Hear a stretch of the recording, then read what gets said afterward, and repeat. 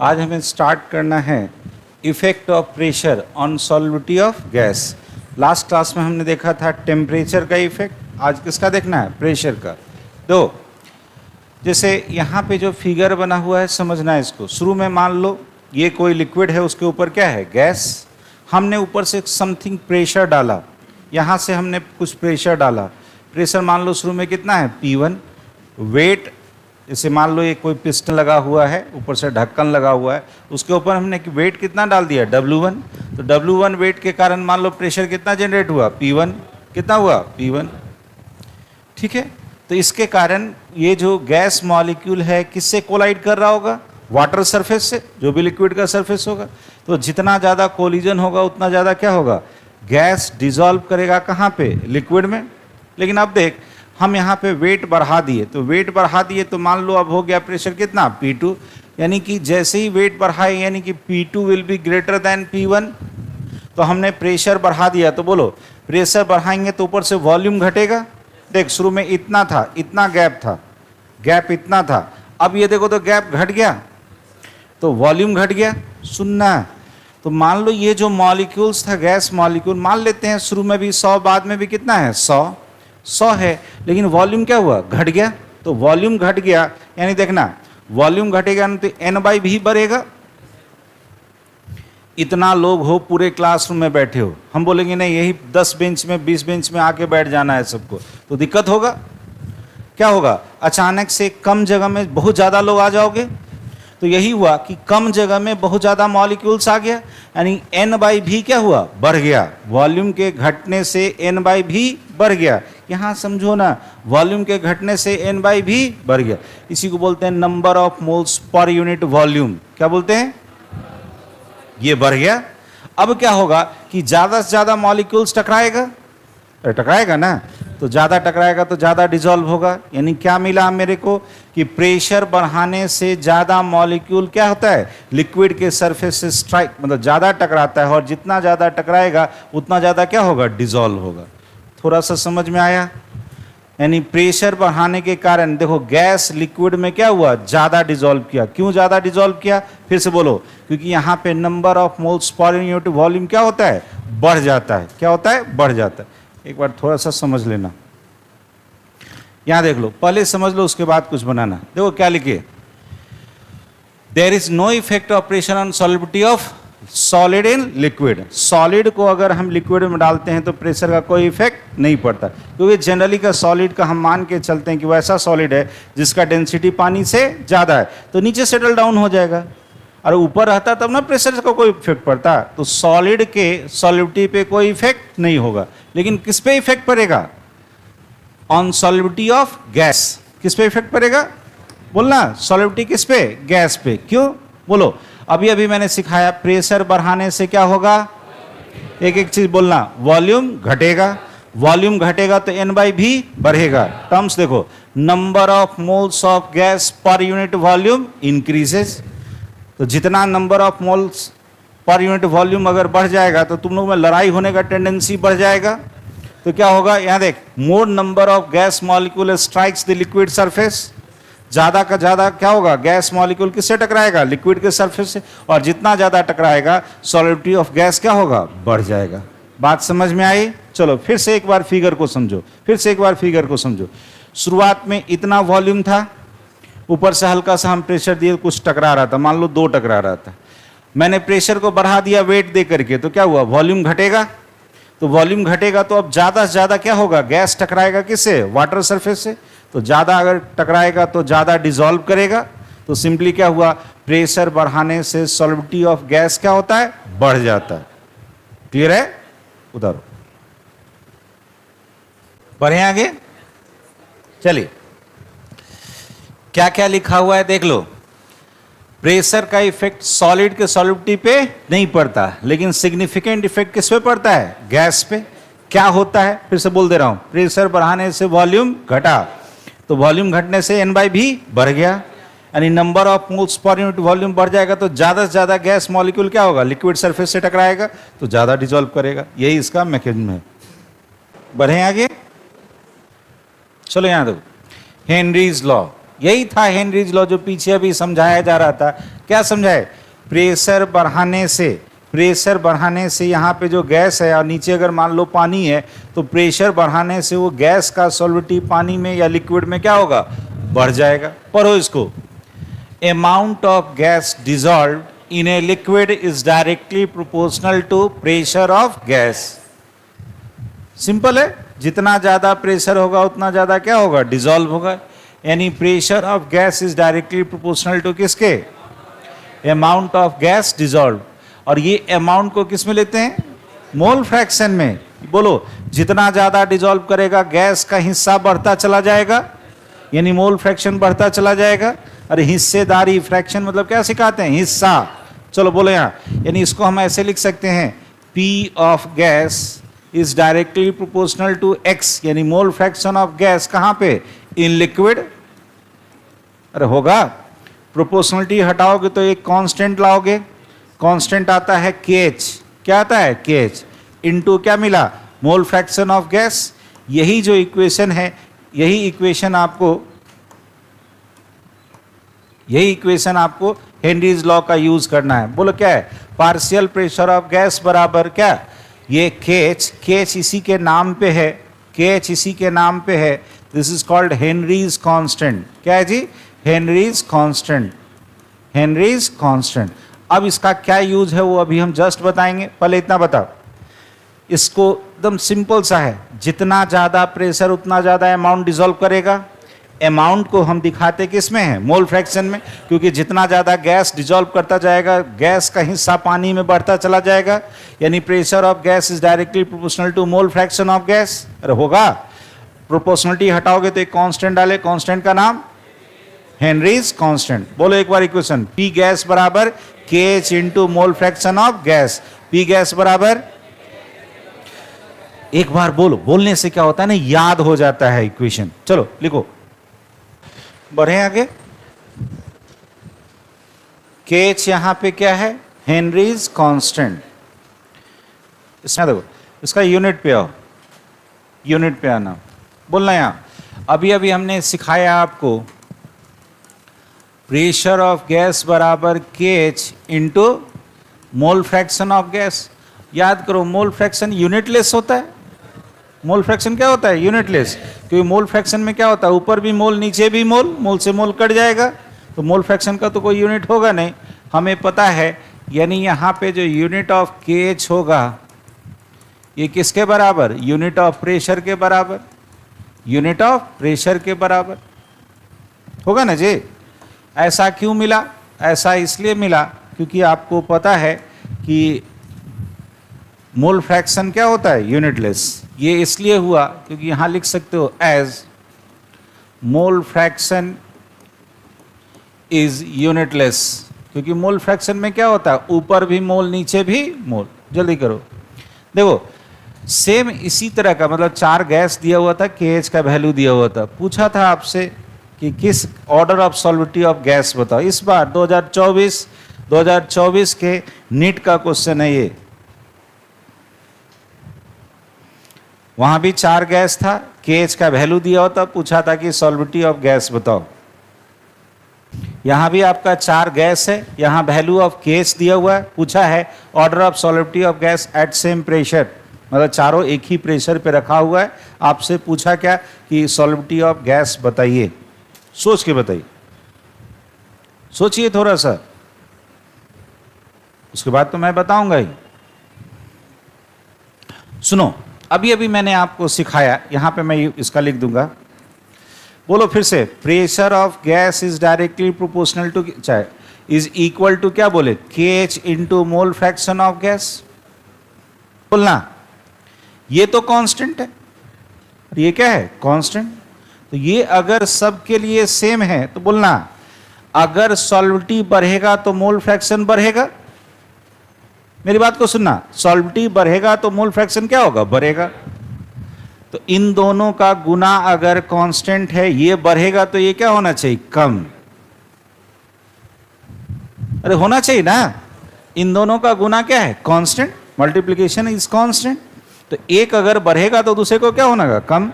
एकदम याद रख लो। क्या बोले? Lower the value of KH, lower the value of KH, क्या मिलेगा? Higher the solubility of gas, higher the, ये इसको रूल बना लीजिए, higher the solubility of gas. जिसका KH कम होगा उसकी सॉल्विटी ज्यादा होगी। बोलो इसमें सबसे कम किसका? A का। तो सबसे ज्यादा डिसॉल्व कौन करेगा? A के बाद बोलो C के बाद बोलो B के बाद D। क्यों? इधर से इधर आएंगे, सॉल्विटी मेरा क्या होगा? बढ़ेगा। सॉल्युबिलिटी बढ़ेगा, इसलिए बढ़ेगा क्योंकि आपको क्या दिखाई दे रहा है? क्योंकि वैल्यू ऑफ KH क्या हो रहा है? वैल्यू ऑफ KH आपका घट रहा है। ये क्लियर है? ये स्टेटमेंट क्लियर हुआ? फिर से बोलो, यहां देख, एक्सप्लेनेशन समझना, एक्सप्लेनेशन समझना। सॉल्विटी बढ़ेगा तो किसी की हिस्सेदारी बढ़ेगी। किसकी हिस्सेदारी बढ़ेगी? गैस की, यानी मोल फ्रैक्शन ऑफ गैस पानी में क्या होगा? बढ़ेगा। अब बोल, ये बढ़ेगा तो इसको घटना होगा क्योंकि ये क्या है? कांस्टेंट। तो क्या मिला कि जिसका KH का वैल्यू जितना कम होगा उसका सॉल्विटी ज्यादा होगा। क्लियर है? मेंशन कर एकदम। ये 2024 नीट में ऐसे ही था, 4 गैस दिया हुआ था, गैस का वैल्यू था, पूछा था ऑर्डर ऑफ सॉल्विटी बताओ। Application of Henry's law, application of Henry's law. चलो, पहला है कौन सा? सॉफ्ट ड्रिंक, क्या सॉफ्ट ड्रिंक कहो या सोडा वाटर कहो। कोल्ड ड्रिंक्स पीता है, कभी फील किए हो कि जैसे ही उसको खोलते हैं उसमें से फिज आता है, गैस का बबल्स आता है? सुनो, वो क्या रहता है? वो पानी में हाई प्रेशर पे किसको पैक किया हुआ है? CO2 को। तो CO2 को पानी में डिसॉल्व करोगे तो क्या बनेगा? तो आज के बाद याद रखना कि आप जो भी कोल्ड ड्रिंक्स पीते हैं दैट इज H2CO3, उसमें मेजोरिटी क्या है? H2CO3। फ्लेवर के लिए कोई फ्लेवर डाल देगा और उसमें कुछ नहीं है, चीनी पानी है और उस चीनी पानी में क्या डाला गया है? CO2। फ्लेवर के लिए फ्लेवरिंग एजेंट डाल देता है और ऊपर से प्रिजर्वेटिव तो जो रहता है सो रहता ही। आप क्या पी रहे हैं? H2CO3, एसिड पी रहे हैं। क्या पी रहे हैं? एसिड। याद रखिएगा, इसीलिए कहा जाता है, जस्ट सुने होगे कि कोल्ड ड्रिंक्स को कहते हैं टॉयलेट क्लीनर। नहीं सुने हो कभी? कोई भी जितना हेवी कोल्ड ड्रिंक्स रहे उस कोल्ड ड्रिंक्स को लेना और उसको खोल के कभी टॉयलेट का, बाथरूम का जो देखते हो ना, तो स्लैब रहता है या फिर जो दीवार रहता है जहाँ पीला पीला लगा उसको इसे गिरा दो, देखना वो साफ हो जाएगा। सोच आपके शरीर का कितना साफ कर देता होगा अंदर। याद रखना, शरीर में, हमारे शरीर में जो कैल्शियम का एब्जॉर्प्शन होता है, फास्फोरस का एब्जॉर्प्शन होता है, उसको हिंडर करता है, मतलब रोकने का काम करता है। आपका ऐसे भी बोन से डीकैल्सिफिकेशन कर देता है। इसलिए कोल्ड ड्रिंक्स हम ये नहीं करें कि मत पीजिए, या कोशिश कीजिए नहीं पीने का, और उसके जगह अल्टरनेटिव है ना। हाँ, इंडियन बहुत सारा चीज़ है, लस्सी है, छाछ है, नहीं है? वो सब काहे को पियेंगे सर? लस्सी भी कोई पीने का चीज़ होता है? हाँ, कोल्ड ड्रिंक्स, थम्स अप। अच्छा, लौटो, इधर आओ, इधर आओ। क्या बोले? CO2 को कहां पे जी? हाई प्रेशर पे पैक करते हैं, क्या बनता है? H2CO3। इसी कारण से जैसे ही तुम उसको खोलते हो उसमें से बबल्स देखते हो आते हुए। कभी फील किया होगा कि मान लो रात में कोल्ड ड्रिंक्स एक ग्लास निकाल के छोड़ दिया और उसको फिर बंद करके मान लो फ्रिज में रख दिया, मॉर्निंग में उसी कोल्ड ड्रिंक्स का बोतल को खोलोगे तो फ्रिज नहीं नजर आता है, लगेगा कि शरबत पी रहे हैं। कभी फील किए हो? क्या होता है जब तुम एक बार ओपन कर दिए, उसको इतने हाई प्रेशर पे पैक किया रहता है कि ओपन करने पे कितना आ गया प्रेशर? 1 ATM। जितना गैस डिजॉल्व होगा धीरे धीरे गैस सारा निकल जाता है। तुम उसको कितना भी पैक करके रखो उसमें रहने वाला नहीं है, क्योंकि ऊपर का एटमॉस्फेरिक प्रेशर कितना आ गया? 1, वो धीरे धीरे निकल जाएगा। तो कहता है in soft drink solubility of CO2 increases by increase in pressure. यही कारण है कि बोतल को जो सील करते हैं कहाँ पे? बहुत ही हाई प्रेशर पे। तो हाई प्रेशर पे कौन डिजॉल्व हुआ? CO2। तो गैस का डिजोल्यूशन प्रेशर से क्या हुआ? बढ़ गया। और बढ़ा ना, किसका एप्लीकेशन? हेनरीज लॉ का। प्रेशर बढ़ाने से सॉल्विटी ऑफ गैस बढ़ता है। चलो मेंशन करो। डाइवर समझते हो? गोताखोर जो पानी के अंदर जाता है, सुनेगा, उसको देखते हो एक टैंक लेके जाता है, तो हम लोग सोचते हैं क्या ऑक्सीजन का टैंक होना चाहिए, क्योंकि हमें सांस लेने के लिए क्या चाहिए? केवल ऑक्सीजन। सुनो यार, उसमें केवल ऑक्सीजन नहीं रहता है। सुन ले, अब रुक जा, थोड़ा कहानी की तरह बता देता हूँ। पहले मतलब जब लोग को उतना साइंस के विषय में नहीं पता था तो लोग को ये लगता था कि मतलब सिंपली हमको सांस लेने के लिए क्या चाहिए, ऑक्सीजन, तो टैंक मेनली ऑक्सीजन भर के दे दिया जाता था। देखा गया क्या, सुन एक मिनट, लिखते ही रहेगा। जैसे मान लो गोताखोर यहाँ सरफेस पे प्रेशर कितना है, मान लो वो बहुत नीचे चला गया, तो यहाँ पे ये 1 atm और प्लस वाटर का प्रेशर, अरे होगा दोनों, ये अच्छा खासा प्रेशर जनरेट हो जाता है। सुनना, यहाँ पे मान लो गोताखोर आ गया, इससे कोई दिक्कत नहीं, लेकिन अचानक से मान लो गोताखोर को वापस आना पड़े, होता है, क्योंकि फोर्स ऑफ बायनेंसी सुना होगा। ऊपर आना बहुत आसान है, नीचे जाना थोड़ा टफ होता है। ऊपर आना बहुत आसान है क्योंकि पानी अपने आप आपको फेंक देगा। होता क्या है कि जब नीचे से ऊपर आता है तो इतना तेजी से वापस आता है कि प्रेशर तो घट गया। अरे क्या हुआ, बाहर का प्रेशर कितना है 1 atm, अंदर का प्रेशर तकरीबन 5-7 atm 10 atm तक पहुंच जाता है, अच्छा खासा प्रेशर हो जाता है।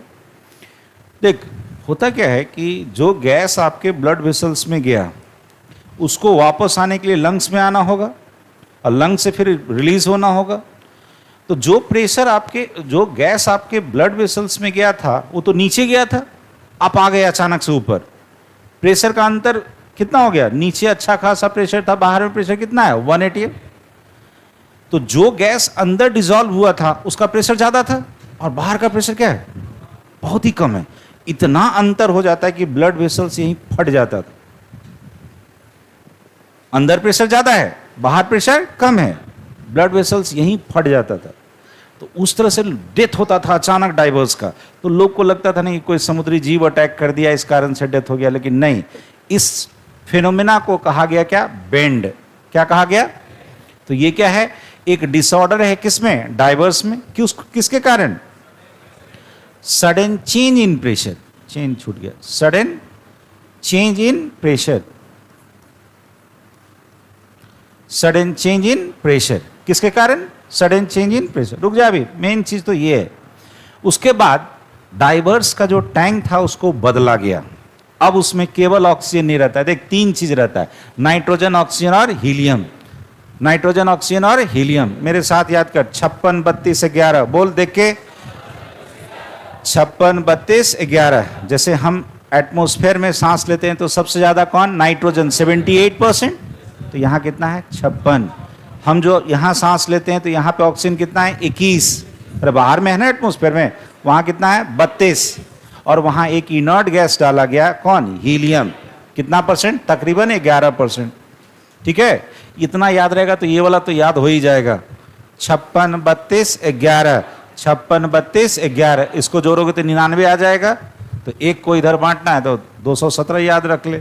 फिर से बोल, 56 यही पूछेगा, कॉम्पोजिशन ही पूछेगा कि टैंक ऑफ डाइवर्स में कॉम्पोजिशन क्या होता है। बोलो फिर से, 56 32 11, सबसे ज्यादा कौन, नाइट्रोजन, उसके बाद कौन, ऑक्सीजन। क्यों, जैसा एटमॉस्फेयर में है, नाइट्रोजन पहले नंबर पे, दूसरे नंबर पे ऑक्सीजन, तीसरे नंबर पे याद रखना हीलियम। बोलो 56 32 11, ये डाला गया किसमें, उस टैंक में, क्या अवॉइड करने के लिए, बेंड। बेंड क्या था, समझ में आ गया, वो जो सडन चेंज इन प्रेशर के कारण ब्लड वेसल्स क्या होता था, फट जाता था और डेथ हो जाता था, किसका, डाइवर्स। बोल ले एक बार फिर से, 56 32 11, 56 कौन, बोलना, 56 कौन, पहले नंबर पे नाइट्रोजन, दूसरे नंबर पे ऑक्सीजन और तीसरे नंबर पे हीलियम। टेंशन कर, चलिए बढ़े आगे। नेक्स्ट है एनोक्सिया, नेक्स्ट है आपका एनोक्सिया। इसको समझना, व्हाट इज एनोक्सिया। ये सब टर्म्स आपको मिलेगा, ये सब टर्म्स आपको मिलेगा, क्वेश्चन में तो नहीं समझ में आता एनोक्सिया किसको कहते हैं। सुनिए, जैसे हम लोग कोई भी अगर पहाड़ पे चढ़ने जाओगे तो पहले ट्रेनिंग कराया जाता है, पता होगा शायद, पहले अच्छा खासा ट्रेनिंग होता है, देखा जाता है कि आपका हीमोग्लोबिन का लेवल कितना है, आरबीसी लेवल कितना है, उसको उठाओ, हीमोग्लोबिन लेवल घट गया होगा, ठीक, लौट आओ। तो देखो होता क्या है कि आरबीसी का जितना ज़्यादा कंसंट्रेशन आपके ब्लड में रहेगा तो ऑक्सीजन को क्या करता है, आपको पता होगा, ऑक्सीजन को कंबाइन कौन करता है, हीमोग्लोबिन, ऑक्सी हीमोग्लोबिन बनता है, अरे बनता है ना। तो यही कारण है कि उसको ऑक्सीजन को आप में क्या होना चाहिए, डिजॉल्व होना चाहिए। क्या होना चाहिए, डिजॉल्व होना चाहिए। तो जब तक ऑक्सीजन डिजॉल्व नहीं होगा वो आपके ब्लड में जाएगा ही नहीं, तो ब्लड में जाएगा नहीं तो सेल तक पहुंचेगा नहीं। देखो होता क्या है, जैसे जैसे हम ऊपर जाते हैं प्रेशर क्या होता है, घट जाता है। तो प्रेशर घटेगा तो सॉल्युबिलिटी ऑक्सीजन गैस का भी क्या होगा, घटेगा। तो आसपास में ऑक्सीजन है, तुम सांस ले भी रहे हो लेकिन वो डिजॉल्व नहीं हो रहा है, वो डिजॉल्व नहीं हो रहा है। इसी कंडीशन को क्या बोलते हैं, एनॉक्सिया। क्या बोलते हैं। तो तरह तरह का सिम्टम्स आने लगा, हेडेक होने लगेगा, उल्टी होने लगेगा, सोचने की एबिलिटी खत्म हो जाती है, लोग बेहोश होकर गिर जाता है। तो आपके एनसीईआरटी में जो टर्म लिखा हुआ है हमने वही लिख दिया, weakness and unable to think clearly in climbers, यानी जो ऊपर चढ़ता है, this is known as condition of anoxia.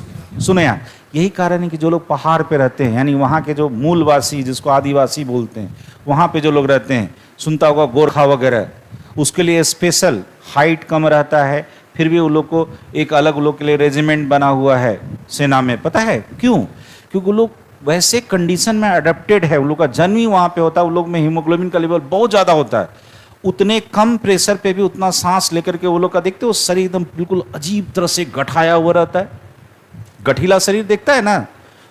जो लोग उधर का आदिवासी सब, आपको चले जाओ सिक्किम तरफ चले जाओ, अरुणाचल की तरफ चले जाओ, उधर ऊपर में देखोगे हाइट कम रहेगा लेकिन उन लोग का बड़ा अजीब सा रहता है, लड़ने की कैपेसिटी अजीब रहती है, ताकत बड़ा अजीब रहता है। इसीलिए उन लोग का हाइट कम होने के बावजूद भी सेना में उन लोग का एक अलग कैटेगरी बनाया हुआ है। सुने हो ना, गोरखा रेजिमेंट ही बिल्कुल अलग है इसी कारण से, क्योंकि उन लोग में देखो लो प्रेशर में भी सॉल्युबिलिटी ऑफ गैस हम लोग में डिजॉल्व नहीं होगा, लेकिन उन लोग का में इतना ज़्यादा कंसंट्रेशन रहता है उस आरबीसी का और हीमोग्लोबिन का कि उसको अडेप्ट कर लिया है, उस कंडीशन में भी सर्वाइव कर जाता है। ये कारण है कि सियाचिन एरिया नाम सुने हो, बहुत ऊंचा इलाका है, प्रेशर कम रहता है, टेम्परेचर कम रहता है, हम और तुम वहाँ सर्वाइव नहीं कर सकते। -60 जाता है टेम्परेचर, वहाँ वो लोग सर्वाइव कर जाता है। इसीलिए कहा जाता है हम लोग में क्या हुआ, प्रेशर घटने से सॉल्युबिलिटी ऑफ गैस क्या हुआ,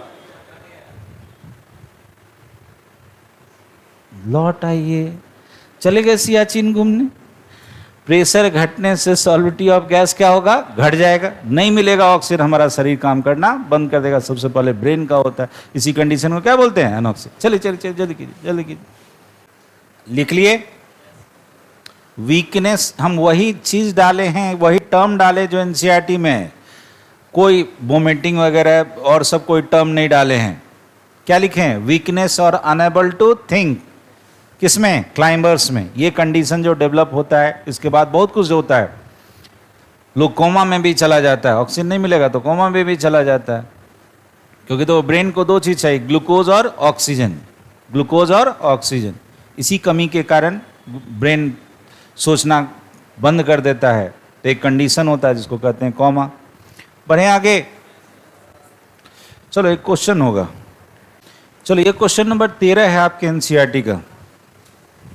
क्वेश्चन लिखो, क्वेश्चन लिखो, the partial pressure of ethane over A solution containing 6.56 into 10⁻³ gram of ethane, मतलब उस सॉल्यूशन में इतना ग्राम इथेन है तो पार्शियल प्रेशर कितना है, 1 बार। क्वेश्चन लिखे, अब क्वेश्चन एक बार समझा देते हैं, लिख लिए ना सब लोग। देखो क्या कहता है, यहां देख, पार्शियल प्रेशर का इथेन का कितना है, 1 बार, जब उस सॉल्यूशन में इथेन है कितना, बोलो 6.56 इंटू 10⁻³ आपसे पूछा कि अगर सॉल्यूशन में कितना हो, 5 इंटू 10⁻² ग्राम ऑफ इथेन, तो पूछा उस वक्त उसका पार्शियल प्रेशर कितना होगा। क्वेश्चन समझ में आया, क्वेश्चन समझ में आया, फिर से बोलो, इतना ग्राम है तो प्रेशर कितना बोला, 1 बार, यानी पूछा अब आपसे कि इतना ग्राम होगा तो पार्शियल प्रेशर कितना होगा। क्वेश्चन क्लियर हुआ, याद हो, हमने क्या सीखा था, pressure of gas is directly proportional to amount of gas dissolve, अरे पढ़े थे। इसको हम लिख सकते हैं, पहला में देखो कितना दिया था, 6.56 इंटू 10⁻³ इतना अमाउंट था, तो प्रेशर कितना था, 1 बार। इसको हम ऐसे लिख सकते हैं, 1 bar is directly proportional to कितना अमाउंट है, 6.56 इंटू 10⁻³ ग्राम। दूसरा में कहा कि प्रेशर निकालो, मान लेते हैं P प्रेशर है, P bar is directly proportional to कितना, बोलो 5 × 10⁻⁻²। अरे होगा, एक काम करो, ऑपरेट इक्वेशन 2 को इक्वेशन 1 से डिवाइड कर दो, तो यहाँ P हो गया, यहाँ कितना 1, चूँकि यहाँ कांस्टेंट मानोगे कांस्टेंट कट जाएगा।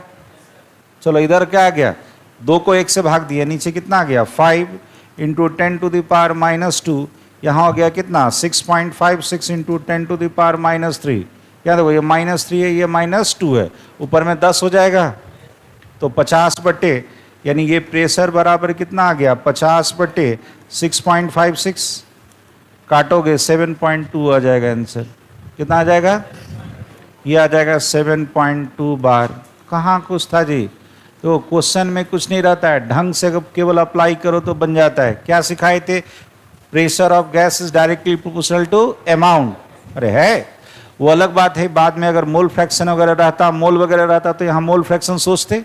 यहाँ क्या दिया था, पहले मास दिया था, प्रेशर दिया होता, फिर दिया मास, पूछा प्रेशर कितना होगा, तो हमने क्या कर दिया, उसको मास के ही टर्म में रहने दिया, अमाउंट के ही टर्म में रहने दिए।